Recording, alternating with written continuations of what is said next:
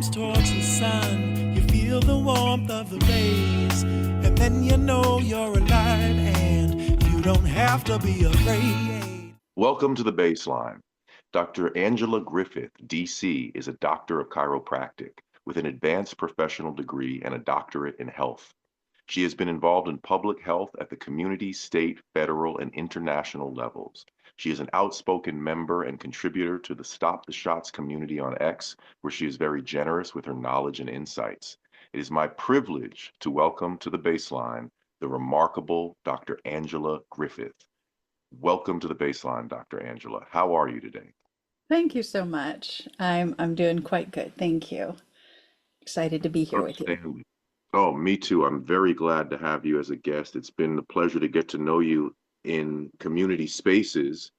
And I thank you so much for being so supportive of the Stop the Shots community. And your knowledge is so helpful, both your sort of political and social insights, and then your health knowledge is just extraordinary. So very excited for this discussion. Of course, everyone, you support this program by subscribing to my Substack, Jeremiah Hosea, Jeremiahhosea on Substack. Please go to my website, jeremiahhosea.com, where you can purchase the theme song for this program for $1 or so. And of course, I'm a chess teacher, so one of the best ways to support this program is to sign up your loved one for a chess lesson, usually children, but actually I teach people of all ages. It's a great practice for the elderly as well to help stave off dementia and Alzheimer's, keep the neurotransmitters firing. And of course, I'm not just asking for a direct donation, I'm asking for an opportunity to work, because I actually do spend the time to teach the chess lessons to the students myself, and it's a labor that I enjoy very much, because it's a game that is just so full of metaphors and is so wonderful in terms of its application to everyday life. But all of that being said, I want to get right into our discussion today with the outstanding Dr. Angela Griffith. And I would love to hear from you, Dr. Griffith.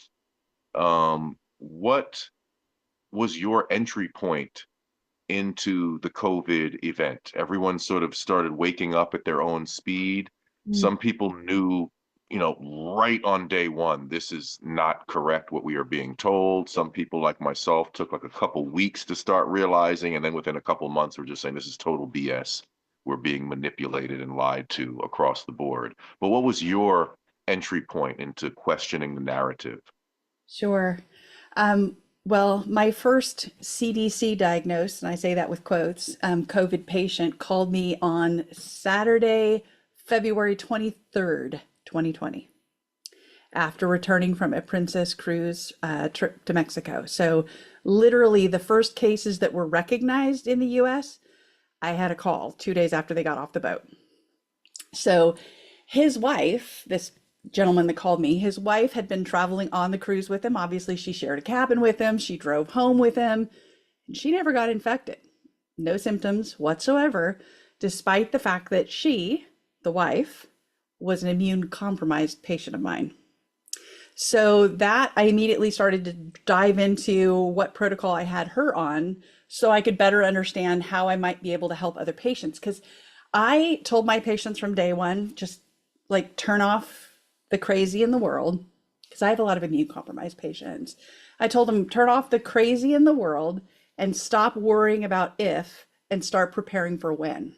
Let's prepare your body so that when you get exposed, you have the best reaction that you can in order to, get through this, rather than wait for some, cure that they're trying to come up with in a year, or whatever they were trying to say that the vaccine was going to be. So I was able to track this very first patient's symptoms from February through May, and was already by then understanding that this wasn't even a normal virus, let alone the bigger picture that they were trying to sell us. I knew that this was not a normal virus. And that was hard for me to say. My parents thought I was a little bit crazy when I'm like, yeah, there's something wrong here. For instance, this particular patient, well, let me just go back. Usually in a flu season, a flu or a cold, there's 3 or 5 symptoms that are consistent between and among people that have that condition, right? It might be like fever, stomach pain, and headache. Okay. COVID, on the other hand, ended up impacting people very differently. So I could have 5 patients and they're all presenting with different sets of symptoms. I found it was attacking people where they had previous injuries or pre-existing inflammation, whether it was joints, spine, bladder, thyroid, any previous autoimmune issues, etc.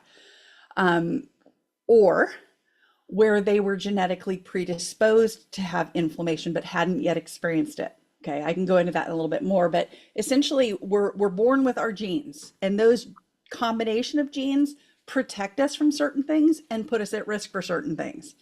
But it doesn't mean you're going to come down with those diseases that you can be genetically predisposed to. That's called epigenetic expression, how our Right. genes are expressing. We can live in a way to keep us from having those things. So the fact that these people started having these symptoms pursuant to things that they may have been genetically predisposed to didn't mean that it was naturally occurring, right? They were just starting to have these diseases that were coming about. But in short, a lot of these people, I knew their previous history. I had already had their genetics done. I can go into why with that further, but I knew a lot about these individuals. So Right. I was able to start tracking those things. But the minute Fauci became the public mouthpiece, my ears went up. The Mm. minute I already didn't trust Fauci for all of the reasons that many people now understand. But when he said masks don't work, and then a day later said, yes, you can use paper or cloth or whatever, I was like, okay, I'm living in crazy land now. So I Mm. understood it was a narrative. Yeah. So I guess you can say from day one, I had my suspicions. I had my hackles raised, and yeah, I was a day one. Yeah. You raise a lot of things there that remind me of many things. Like, I think this discussion of the virus, and I brought this up on the program previously, but I think we still have a lot to figure out and a lot to discuss and explain in terms of this virus, how it spread and how it did not spread. Hmm. It's very It unclear, was and I find many people who are very learned about this whole event, and they have a lot of great pieces to the puzzle, but I have not heard a good explanation really about, frankly, just what happened. What happened? A virus starts in Wuhan, nope, makes its way to northern Italy, nope, follows the money to New York, nope.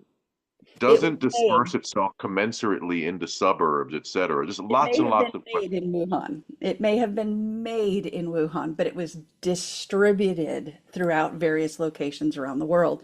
And when they go back now, and you've listened to John Baudouin speak so many times, he and I can sit with you with a calendar and show you it didn't start in the US when they said it started. Absolutely questions. did not. We had cases going on in California at least through the fall of 2019 and into, early 2020. My daughter in LA had been in the hospital twice. She passed out and her husband took her to the hospital. The hospital said, oh, non-flu-like illness because they couldn't diagnose it. They weren't using the PCR test yet.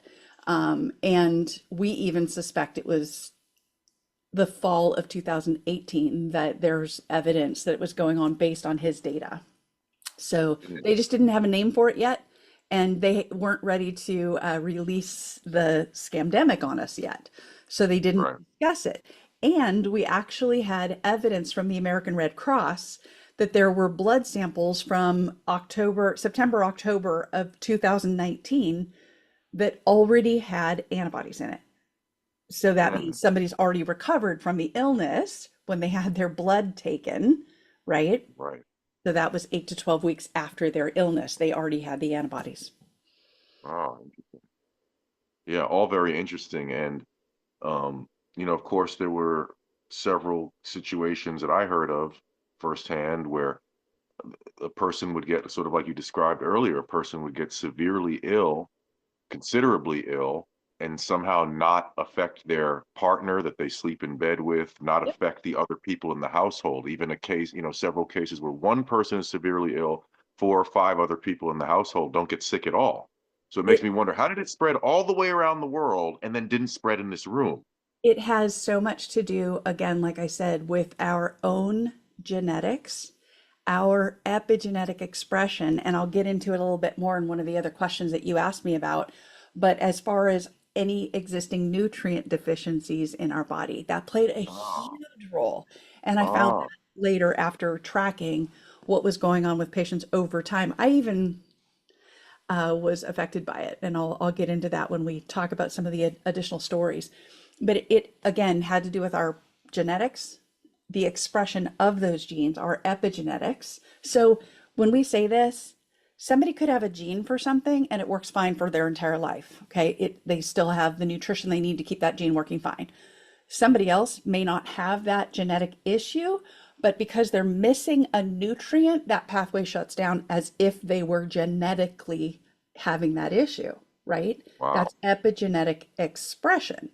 Because they're Ah. missing the nutrient, that enzyme that affects that gene is an enzyme, shuts down because they're missing nutrients. So, yeah. Wow, that's very interesting. So I would love to now move on to the discussion of the injections, the mass inoculation of the global public. As I've stated on this program several times, I was opposed to this program on GP, as we like to say, on general principle. I didn't know what was going on. Would like to make it clear, I had no idea these injections would be this harmful. I thought they were just kind of going to inject people with something useless. It would be kind of, a money maker. Just give people a little shot and then make your $1 trillion and go about your business. I was so concerned first when I heard different dissident doctors saying this is dangerous stuff. The history of mRNA, the lipid nanoparticle tells us this is a dangerous venture. And then I started to say, wait, people around me are getting injured. I'm seeing an unusual level. If I go anecdotally from different groups, different segments of my life, I'll say, wait, this group of people over here, they're not doing that well since a bunch of people, most of them in the group received the shots. Within my own family, I could contrast injected compared to uninjected. Uninjected, same as always, everybody's doing fine. Injected, mysterious new problems. And then I will also add that having researched this stuff as much as I had been, I'd heard about this huge range of side effects associated with these shots. So that when you mention this to people, say, "Oh, you think everything is the vaccine?" No, no, no. I heard a lecture about this, that you're going to get more colds, that you are going to be more susceptible to cancers, that you're going to be more susceptible to autoimmune problems, even the range of acute organ problems. Multi-system Um, organ dysfunction. Yep. yeah, thrombosis, which again, I learning as I go, I thought thrombosis, the permeating of the blood-brain barrier, and said, oh wait, there's thrombosis of the penis is on the list of symptoms that have been reported here. Like it is insane. And you were described the virus to be sort of something that operates with this sort of weak link in the chain sort of effect of attacking the pre-existing weakness in the person. I found the injections to be quite similar to that in Exactly. terms of often making a pre-existing problem worse. Could you explain? I'm sorry to give my opinion and my Yeah, no. observations about the injections, but I would love to hear what have you seen? What can you tell us clinically, anecdotally? Take Yeah. your time to explain to us what you've observed and what you consider to be true in regard to these injections that so many people Like have taking taken. 4 years and trying to collapse it into a short Yeah, please, conversation. please, please, by all means. But okay, so my practice is diverse, but I actually have 50% of my practice are people that work in the medical sphere, right? And we know that the people who work in the medical sphere, the frontline people, were the first ones that were tried to be injected starting in December of 2020. So starting as early as October, I was starting to have a lot of conversations with patients that would ask me my thoughts about the COVID vaccines. And once I realized, as you said, that they were making them out of mRNA, I dug back into the research to figure out what do we understand about mRNA, and I was truly shocked that they were choosing to release it now, 2020, right, without any previous positive research outcomes, right? Mm, And then choosing to use the lipid nanoparticle delivery system, which had only previously been used to deliver chemotherapeutics to the brain. So they're wow. telling people we're giving you a shot here, it's going to stay here, but we're using a mechanism that delivered something to your brain. Again, how did that make any sense? It didn't, because it was a lie from day one. I was personally immediately repulsed by the very idea of how they were designing these vaccines, but remained neutral with patients in that when they asked me my advice, I simply didn't have enough information based on the fact that it didn't exist. The research wasn't out yet to know whether or not this particular therapeutic would be helpful for them under their current health conditions. I Mm. told them to continue preparing their body to be healthy, right? Work towards What a having a novel health, concept. right?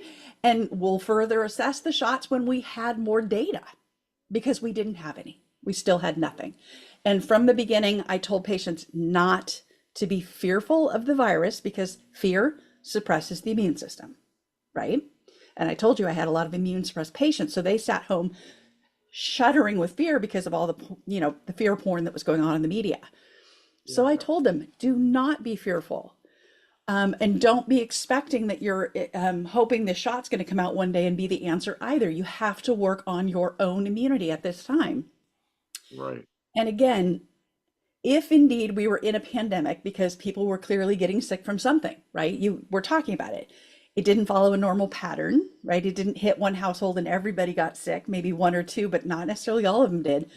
But I Mhm. told them there's a good chance you're going to be exposed to whatever it is before some shot is even available. So let's focus on your immune system, right? And I reminded him about the story of my immune compromised patient on the boat where the thing started, right? The first diagnosed patients all came off that boat, the first recorded death. And again, I know you guys don't talk about that a lot in New York because it was like, it started in New York. No, it didn't. Right. But anyway, the first recorded CDC death was in California in February, right after that boat. So again, Oh, the first one they're calling the first recorded case. But when John Boudwayne goes into his diagnostics and things, they just didn't have the label COVID yet. There were people who passed prior, but again, we know now that not a lot of people died from this thing we're calling COVID. They died because of the way they were treated in the hospitals. right. And this first patient that died in Northern California off the boat was at a Kaiser facility. I'll leave it there. Right. But it was about October of 2020 when I'm having this conversation with my patients about this thing that's coming and should they take it or not take it, when I realized that I myself was suffering from long COVID. There was this conversation going on about long COVID. What is it? And after a conversation with Dr. Shankara Chetty from South Africa, I realized that my gallbladder attack and my extreme inflammatory issue in my knee, I was walking like I was an 80-year-old woman, Mm, started between 8 to 12 weeks after my COVID infection. And mm, so I was like, wait, what? I'm right. going through this thing that I'm trying to believe doesn't exist. But Yeah. we know post-viral syndrome is real, right? People with Epstein-Barr that have mono and then have it for a long time. We know post-viral syndrome is real. But again, I started to rip open knowing my past health history and other patients that were showing up with this symptoms of long COVID, trying to understand what made certain bodies more prone to long COVID. And then my first vaccine reaction patient, a person who works in the health field, called me on December 18th, 2020. So again, I had these really early cases, both of COVID, of long COVID, and indeed of vaccine injury. I knew her previous health status. I knew her genetics, her nutrient levels, because we had tested them before she ever had this, reaction. And so it really started me on a path digging into observing what things that vaccine reactors had in common. And as you Mm, expressed a minute ago, the thing they called COVID and what people were reacting to was indeed the spike, how they made the spike in the, you know, the virus. right. They designed the vaccine, even though it was mRNA and it was delivered by lipid nanoparticle, and you heard my concerns there. But the instructions that they were telling the body was to make this spike, this thing that people reacted so badly to with the virus. Now they're telling the bodies to keep making it and keep making it and keep making it. So the Yeah. thing we suffered from is the thing the body is being told to make more of. So yeah, people who got vaccinated had it a lot worse than those of us who had the original virus or long COVID even. But Right. I personally don't call something long COVID that happens after the vaccine. It's a vaccine reaction. Even if Right. somebody got the vaccine, didn't have any symptoms, got COVID, and now they're calling what they're having long COVID, no, because the body reacts to the spike of the virus differently after you've had the vaccine. You're pre Mm, you're pre-prepped to respond inflammatory because your body's already over making and overreacting to this thing, even if you don't the spike, even if you don't acknowledge any different symptoms, right? mm. You remind me of a key point. There's so many sort of key points that get lost in the shuffle with all the other key points. Yeah. And you remind me of something that we don't discuss enough, frankly, which is, and correct me if I'm wrong, you're the medical professional here. I am not. But from what I understand, the purpose of a vaccine, quote unquote, is to prepare your immune system for a pathogen that it has never encountered. So to me, that was one of the many red flags when they were still imposing mandates on people who had COVID. It was documented. They had COVID, they recovered from COVID. Now go take a vaccine for COVID, otherwise you lose your job. And from what I understand, they did not at any point present a medical document explaining why you would go get vaccinated Right. for something that you just survived, Well, but you still are going to lose your job if you don't follow this. And they kind of they were flying this concept in a very loose way of quote unquote hybrid immunity. Well, there's no documentation supporting what you're saying. You're just literally just playing mad science professor in your exactly. mad science lab, which is the human population at this point. Well, and that was one of the many lies that we heard Fauci say that again kept the knowledge in my head that it was a narrative that they were playing and not reality. Because he has historically said that people who have natural immunity to something don't need a vaccine, that natural immunity is stronger than vaccine immunity, period. That is a fact. Yeah, Natural immunity is stronger because your body develops a response to the entire virus rather than the piece or portion of the virus that they use to make the vaccine with. So again, natural immunity stronger. So that was part of the trigger to help me understand that they were full of crap. cheeseburgers and French fries. Yeah. But then listening to Dr. Geert Vanden Bosch, I was exposed to him fairly early on. And again, understanding he's a vaccinologist, like he is from the field of vaccinating people, but he Yeah, was screaming from day one, stop.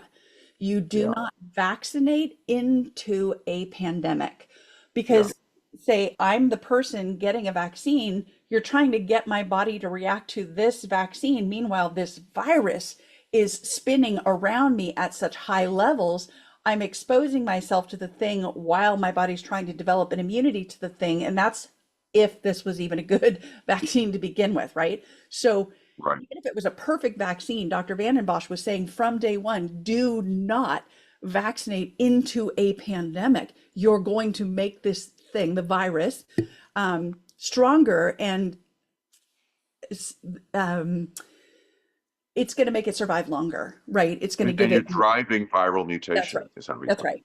Exactly. 100%. Yeah, I was very impressed with Dr. Van den Bosch early on. I would love to see him, in one of our Twitter spaces one day. I like that he brings this totally different angle to the discussion. Yeah, And completely. the way he was summarily dismissed, like so many other people who were issuing warnings from various points of view, that was another red flag for me. I mean, what he was saying just sounded very sound, very reasonable. And like you said, he comes right out of Yeah. vaccinology, former I don't know if he was an employee, but volunteer, whatever capacity. He worked for the Bill and Melinda Gates He Foundation of he was all an employee. organizations. Yep, yep. But Employee. So there you go. just like Vanden Bosch was a premier scientist with tons of publications in his field, Peter McCullough is a premier cardiologist with so many publications in his field. When scientists stepped up and spoke against the prevailing narrative that Fauci was spewing, they were summarily dismissed and attempted to be ridiculed, their careers destroyed. Again, that was a flag for me Yeah. because science is about questioning the narrative, period. Yeah.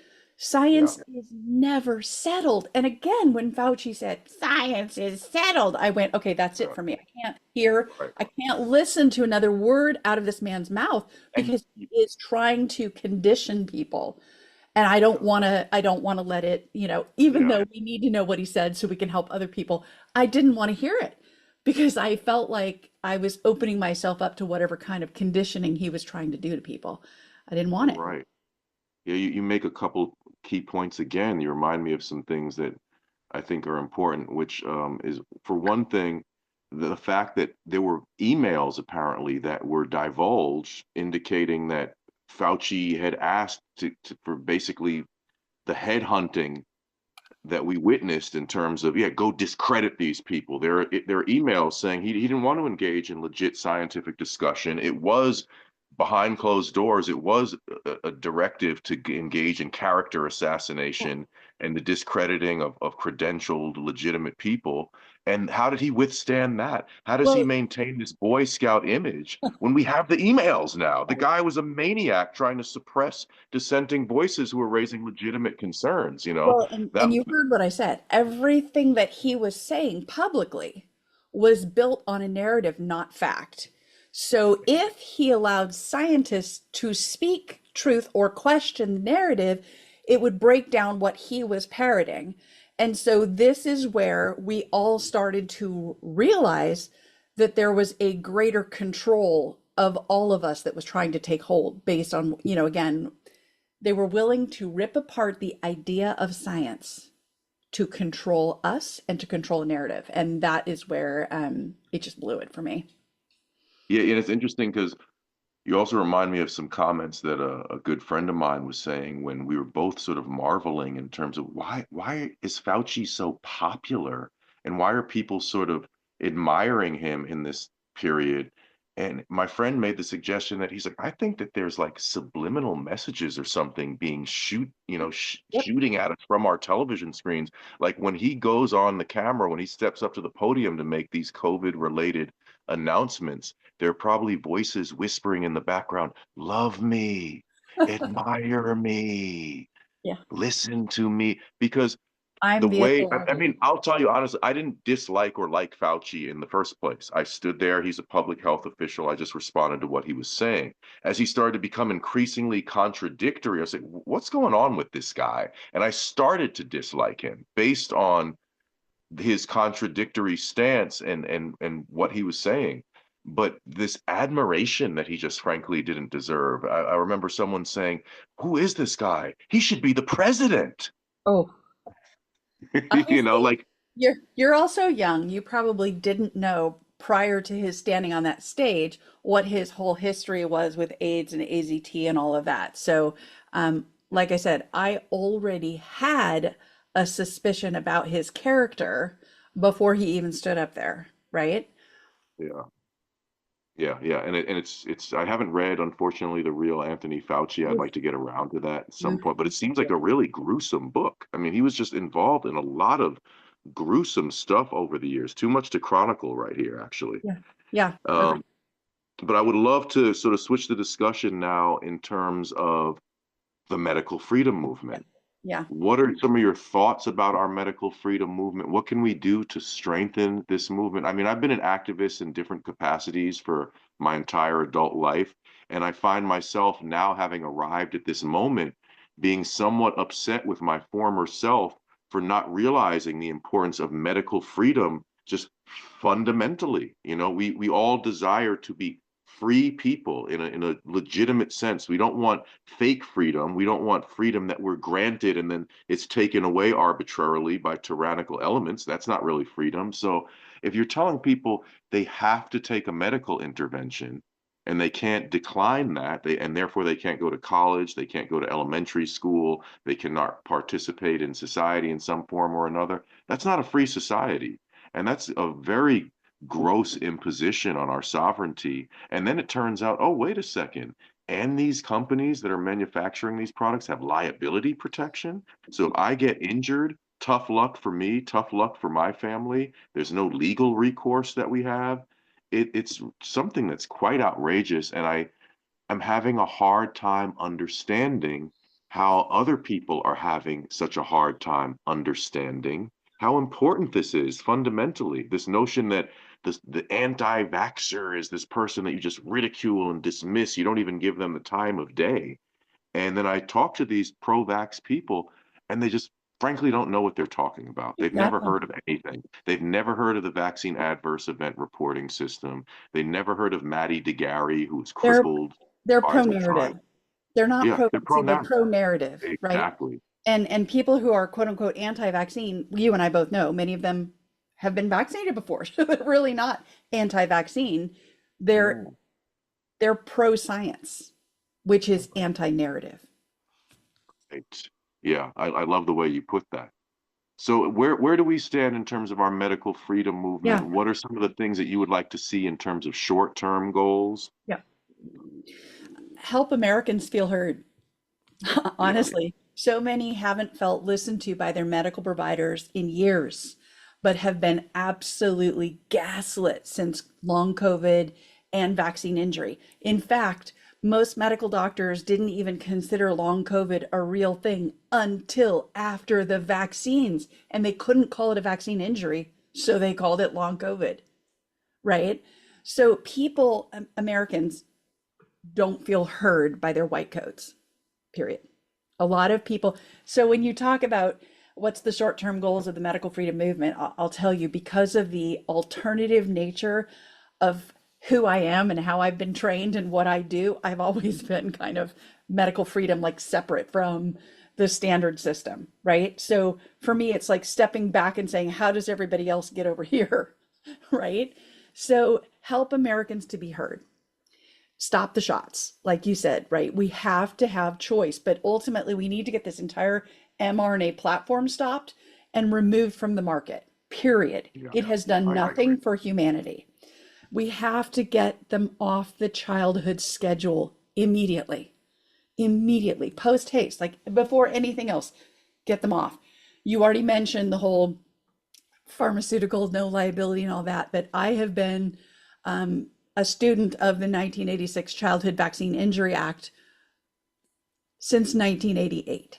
So I've been on top of all of that from the beginning and watching what it's done. And once they get a product onto that schedule, they have no liability whatsoever. And since then, they've adopted the PrEP acts, which have taken liability away from responsibility of shots with adults and things. It's diabolical, and that has to stop, right? We need to break away from the managed care model, because with managed care, somebody up high is telling your doctor what they can and can't do for you. It's like protocols medicine. Everybody has to follow a certain protocol, as if somehow our bodies are robots and we're all the same. We're not. That managed care protocols model doesn't work. That's how Western medicine is taught. So it goes deep to the root of the issue, and it's going to be a slow change with that, right? First is managed care, the insurance model. Second is how is medicine used in the United States? And that protocols model is how Western medicine is taught. But in that also, when we say break away from managed care, there needs to be choice. I, as a person, should be able to choose how I want my healthcare to go. And if I'd Yeah, rather go see somebody who's going to help me at my speed from a holistic perspective, I don't want you to tell me this is the list of doctors I can go to, because none of them may treat me the way I want to be treated. Or if I went to every single one of them and they treated me like a jerk and told me it was in my head, I want to be able to go over here and see somebody who goes, yes, Angela, tell me about how that feels when you eat that food. What's going on? Right? I want to be heard. And Right. it's not happening. Yeah. And lastly, I want us, as a field, I want us all to stop pretending that any one of us has all of the answers and all of the solutions. Right. I have not been a good team player because, just like you heard me say from the minute Fauci opened his mouth, I heard the BS. Okay. Because of my own previous medical traumas and history, when I hear, I get all emotional. When I hear some of these doctors open their mouths like, I just woke up yesterday and now I understand this vaccine is bad. Not all vaccines, just this vaccine. And then 2 weeks later, maybe 4 months later, I just woke up and realized there might be a problem with the entire vaccine schedule. And I have all of the answers. Here's my vitamin and here's my detox. I want to vomit. I want to vomit. None of us has all of the answers and all of the solutions, and there's too much pride going on. Yeah. I'll tell you in a minute a little bit more about my story and how I got to that. How I Yeah. got to this. Yeah. Well, I would love for you to then segue into your particular practice as a chiropractor, right? How am I uniquely weird? Yeah. I mean, there's sort of I don't know how to describe it. There's sort of a So, mystery and intrigue around the profession. Some people swear by it. Some people are critical and dismissive of chiropractors. I because they think, were trained to be. And yeah, I'll tell you a little bit about that, okay? please, by all So, means. back in the 1920s, Rockefeller took over medicine in the United States of America. Yeah. Anything that was considered allopathic, chiropractic, naturopathy, it was all put aside as if this is wicked, evil voodoo, and Mhm. our way is going to be the only way. And we're going to use medicines that are created out of petroleum products, and we're going to have cut protocols that if somebody shows up with this is what you're going to do. Like, it was very prescriptionary in how to handle things. And I've had the unique ability of sitting and diving through some of this because my mother-in-law and some of my closest friends are medical doctors. My mother-in-law is a retired medical doctor. She's 88 years old. She was one of the first female medical doctors forced to be a pediatrician. That's all they were allowed to be, as women. Wow. So we've really had a chance to pull this back and look at it. And I graduated from chiropractic college in 1991, and we had one of the biggest settlements, lawsuits and settlements that happened in the just a year or two prior to that, Wilk v. AMA, where the American Medical Association had been teaching the doctors, medical doctors, to disparage chiropractors, to try to keep them away from being able to be covered under medical insurance and other things. And ultimately, we won. We won. Our education is as complete, if not more so, because we look at the body differently. We look at the whole body as interconnected and intercommunicating, whereas medical doctors look at it by systems. You have your gastrointestinal system, you have your immune system, you have your lymphatic system, they're all separate, and you have a specialist for each one, right? Mhm. And ne'er the Yeah. two shall meet. And the reality is they all impact each other, right? And so, again, my formal education training was through chiropractic college, which did teach me to look at this body as this interconnected and intercommunicating beautiful device, right? This system. And for years, I treated spinal health, including how posture, stress, diet, and the health of the spine affected the distal extremities and other things in the body, right? There's literally your organs speak to your spine, and your spine speaks to your organs. So you can have organ dysfunction that's coming from the spine not working properly. So Mm. that's where I started. That was how I was trained and where I got going. And again, it's based on science. It's not woo-woo the way the previous medical training was trying to make people believe it was. So again, that was just in the 1920s, right? It's been 100 years of propaganda against chiropractic as a scientific way of handling human health, be it what it is. I mean, I walk into the face of conflict on a regular basis, so I was like, bring it on. Anyway, Yeah. then within my practice, I started seeing more complex cases, people who weren't getting or staying well with spinal corrections and the typical eat healthy dietary advice. They just were, it was getting more complex. And my dear friends who were both medical doctors were expressing frustration and changes in their own practices as well. This was about in the mid 90s, mid to late 90s. And then I personally experienced a significant vaccine injury from a yellow fever travel vaccine for volunteer work in Uganda. Wow. It actually looks a lot like what some of the people have been experiencing from the COVID vaccine reactions. And I was able to find what I didn't even know existed then, a functional medicine practitioner who was a chiropractor, who received further training and certification in functional medicine, who helped me get proper testing to understand why my body was so toxic. We were able to see this particular testing that showed different types of chemicals that were over 90% in my body. They were just huge.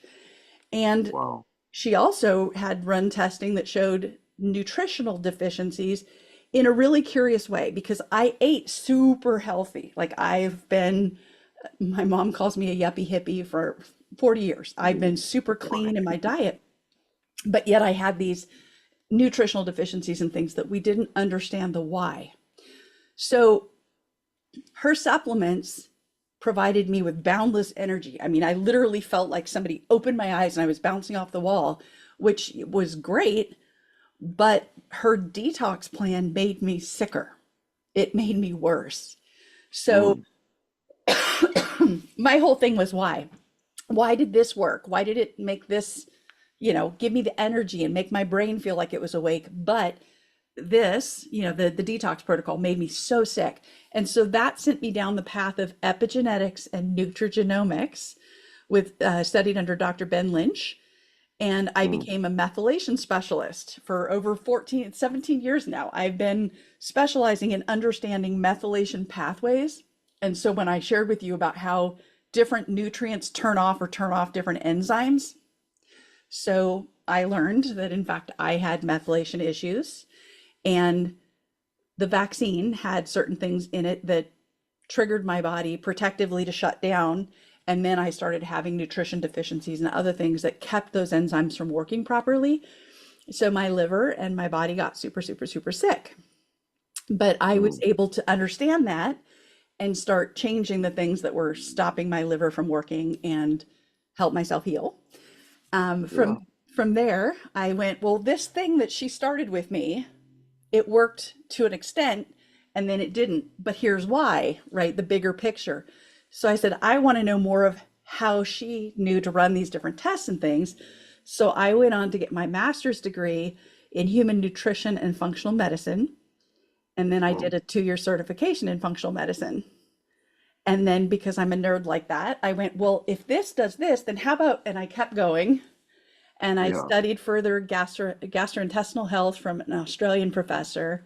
And then immunology, which I still keep pulling the layers back because it's very complex, from a colleague that I actually graduated chiropractic college from, who went back to the East Coast and got a PhD and specializes in immunology from a holistic perspective. So he became a mentor to me on that issue.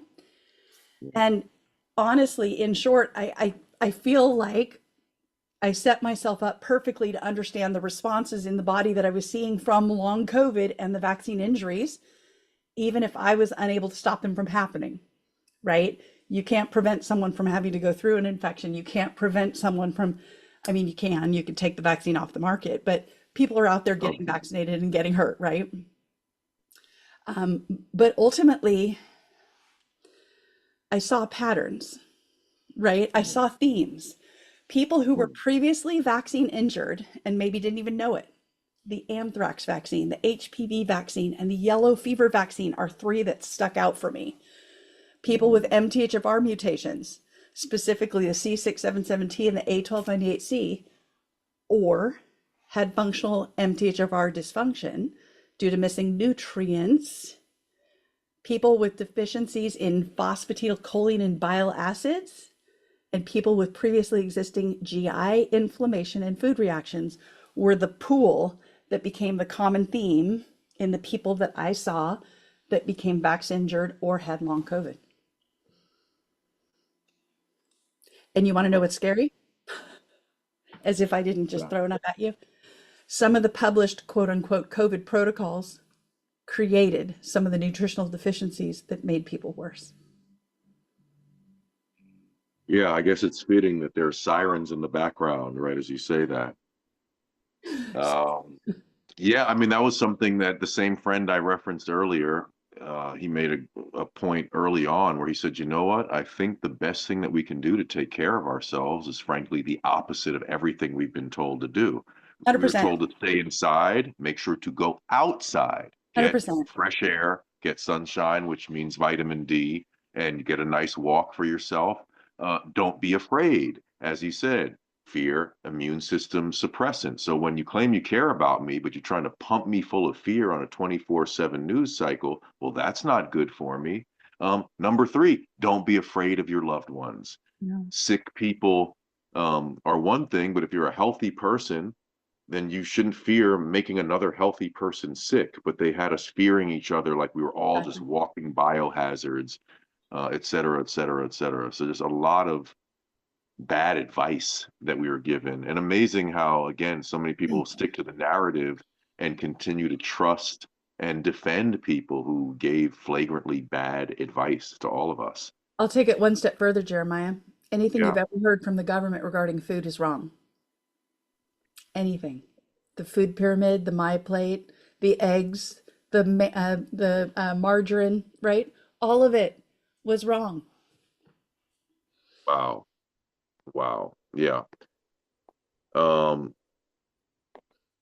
yeah, so let's continue on to we still have a little bit of time left.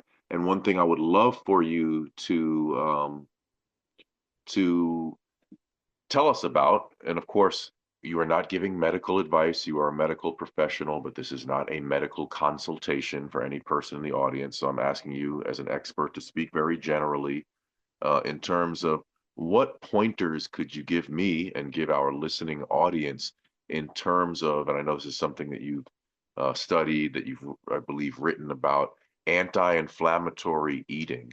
There is this problem that we've all heard of at one point or another in terms of just the general problem of inflammation. Now, again, of course, this isn't a health consultation per se, but we want our audience, we want our community, our society to be a healthier society and not a sick society.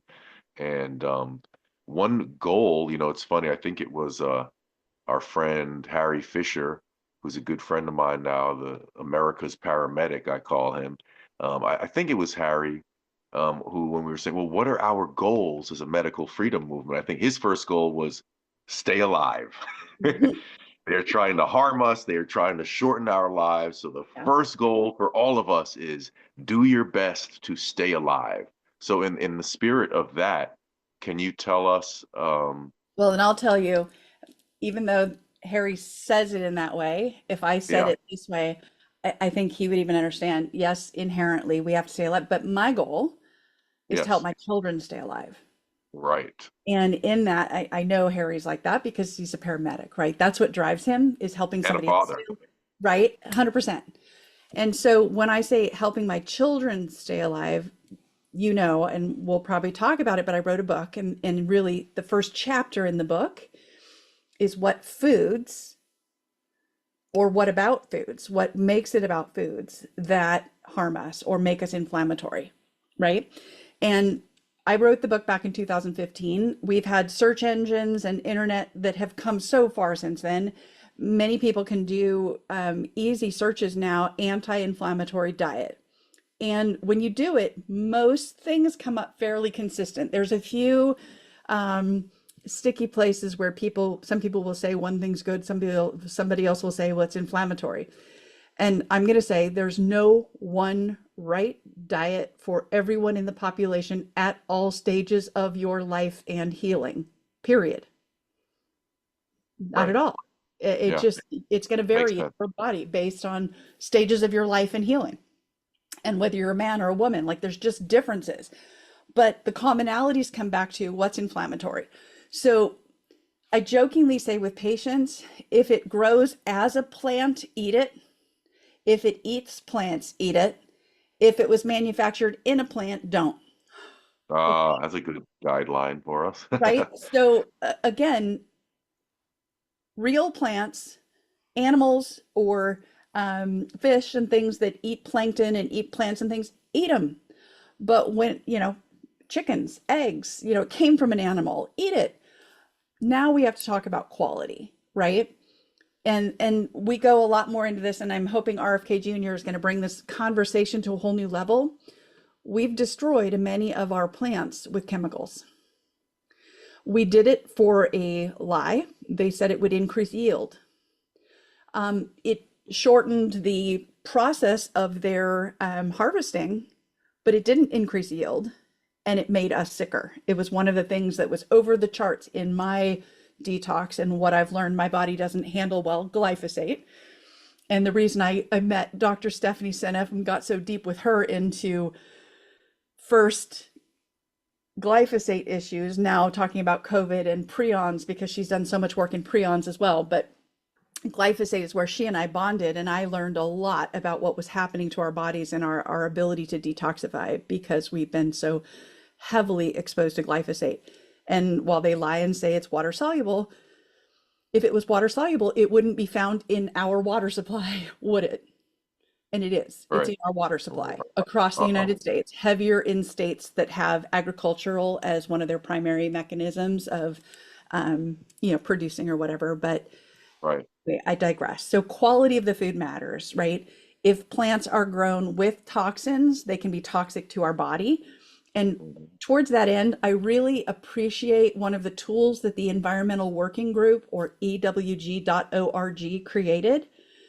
It's called the Clean 15 and the Dirty Dozen, because the way they change chemicals used through various seasons or across the years, it changes. And so EWG tends to keep their guides up to date. And the Clean 15 are, if you're on a budget, or you can't find these foods organic, these Clean 15 are safe to buy. Just wash them really well when you get home, right? On the other hand, their Dirty Dozen are the dozen most dirtiest plants and foods out there that if you can't get them organic, don't buy them, right? Wow. And so I've always really appreciated that they have that help out there, because somebody else is out there every season figuring out what chemicals have changed, right? They just brought out a new chemical, right? The no fart chemical for our cows. Right. They stay on top of that. Protect the environment. Supposedly. Harm us and protect the environment. Great. Yeah, Great. supposedly. But never mind that it's genotoxic and carcinogenic, because, that's just a byproduct of whatever. So, food. First, eating real food, grown in the ground or eaten by an animal that, ate the plant that was grown in the ground. Try to get the cleanest version possible. Really, that's it. When it comes to going to the next levels, we do talk about how gliadin in the United States is dangerous. Again, wheat, right? Wheat is one of the plants that is not genetically modified, but it's been so heavily hybridized over the years that there's 50 times more gliadin in the protein in wheat. It's 50 times higher now. The human body doesn't digest gliadin. But when it was semolina flour or our ancient flours, it just went through the digestive tract. We didn't digest it, we just pooped it out. Okay. But now it's 50 times higher. Wow. And wheat happens to be one of those plants that is so heavily sprayed with glyphosate. They use it as, they call it a desiccant. They go in and they heavily spray the crop to quickly kill it before they go to harvest it. It makes it quicker and easier for them to harvest. But then it's in what we eat. So again, in the US, there's obviously people have heard the term celiac before, right? Celiac is not an allergy. It's an autoimmune condition to gliadin that affects the small intestine. However, gliadin, the protein in wheat, can trigger any autoimmune disease, not just celiac. And so when you go to a restaurant, sometimes people will say, is that gluten-free? And they'll say, oh, is that an allergy or a preference? Mm. Even celiac isn't an allergy. But if you consume gluten, you can literally shut down your body where you can't absorb nutrients anymore. So it's very serious. It's life-threatening. But you can trigger any autoimmunity with gluten, not just celiac, Wow. right? So gluten in the United States of America, to me, right, wheat is inflammatory, period. It benefits no one, but it can harm many. Wow. Yeah. Well, thank you so much for that. That was so well explained and very clear, and I think very helpful to anyone who was listening. We are down to the last few minutes of the program here, and I would love for you to just take your time to explain to us where people can follow you and tell us the titles of your books so people could track down your books and just, yeah, let us know how we follow you and keep up with all this great stuff that you're researching and sharing with people every day. So in terms of following me, I have a social media presence on X, obviously where you and I found each other. It's Right. Dr. Angela for the number 4 health, Dr. Angela for health. If people want to see more about the different programs that I've created to try to help people reduce inflammation in their life, I have a website called workwith.angelagriffiths with an S, angelagriffithsdc.com. It's also a link that's on my X profile, so somebody can find it there instead of Right. trying to memorize it. Right. And I'm trying to share a lot more posts in X to help people, kind of understand these messages that they've hit little blips and pieces of. But again, how many people understand that absolutely everything they've heard from the government about food is wrong? Yeah. So if we understand that, I can go through and tell you how every single method they've ever told us about food is wrong. How can we trust that any of the messages about health that they've given us are correct? Right. And your books, don't forget, you have Okay, publications there, so right? really just one book. One was a curriculum that I made for a school district, but the book it's called Heal the Children: How Mm. Schools Promote Disease, How Wow. Parents Can Take Action. And uniquely, my son was a co-author. This was written in 2015, and he was 15 years old at the time. Wow. So That's I like wrote, Ornette Coleman with his son on drums. well, there's a reason why I included him, right? Because I was addressing how schools promote disease and how parents can take action. And so on each of the chapters that had to do with what was currently going on a school campus, he submitted a portion of that chapter from a student's perspective, what he was visualizing, what was happening, while he was currently walking through that himself. When he was 13, he decided to make a big difference in his health choices because as parents, we can influence, we can't do it for them. And when they're in middle school and high school, they're making their own food choices. And so my son claimed his health when he was 13, and now looking at it through his newly opened eyes, he was sharing what he was learning on the school campuses. So real quick, our primary audience was parents that had young children in the house, right? When you could still influence their eating decisions. And our secondary audience was teen girls because they tend to pay more attention to their health than teen boys do. But we introduced conversations in the beginning. The first section was about what foods encourage inflammation and disease, just like you and I just talked about, right? What foods encourage inflammation and disease. And in the next section, we described food and lifestyle habits on school campuses that promote disease. We specifically named in the next section diseases that are caused by food and lifestyle habits.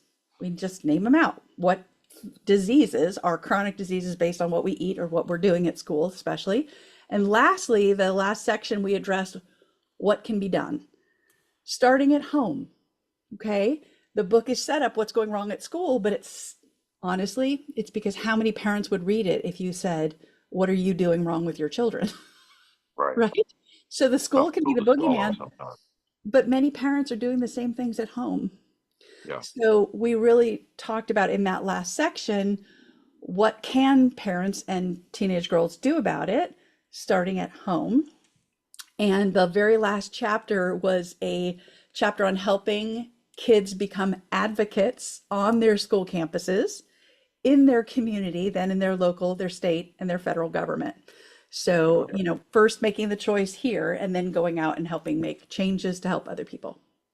Incredible. Well, thank you so much, Dr. Angela. You are truly a treasure to the medical freedom community and to the human race, I would say. I really appreciate all of your knowledge and being so generous with your time and your wisdom, and look forward to future conversations with you. I really hope the audience follows up and looks into your work because it's truly outstanding. So thanks again for being here, and I'll catch you on X Spaces, if not later, then soon. Thank you for pinning me down for an interview. Oh, well, the timing was just perfect. So I'm so happy we got a chance to do this, and I'm really excited for all that you shared with the audience. Thank you, Jeremiah. All right, have a great day. Thank you so much.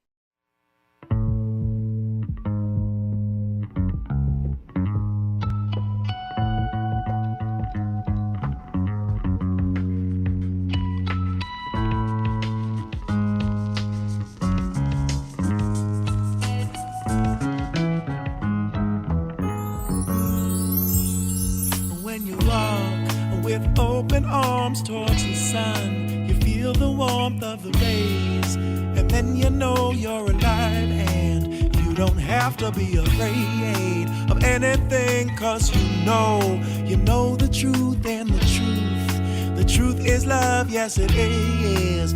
Wasn't what they said to you, or anything that you learn from a book or from the news. It's not like that, cause it's a thing. It is something that you do. Doop doo doop doo. Doop doo doop doo. Doop doo doop doo. Dib on baby did long. Doop doo doop doo. Doop doo doop doo. Doop doo doop doo. Dib on baby did love's the highest truth. Nothing could be higher than love, my friend. Love's the deepest truth. Nothing could be deeper than love, my friend. When you stop and you take the time just to think about your life, you'll recall the ones you love and the ones who were always there for you. Better thank those friends better. You better make amends. Go and tell them now, yeah. Tell them what they mean to you.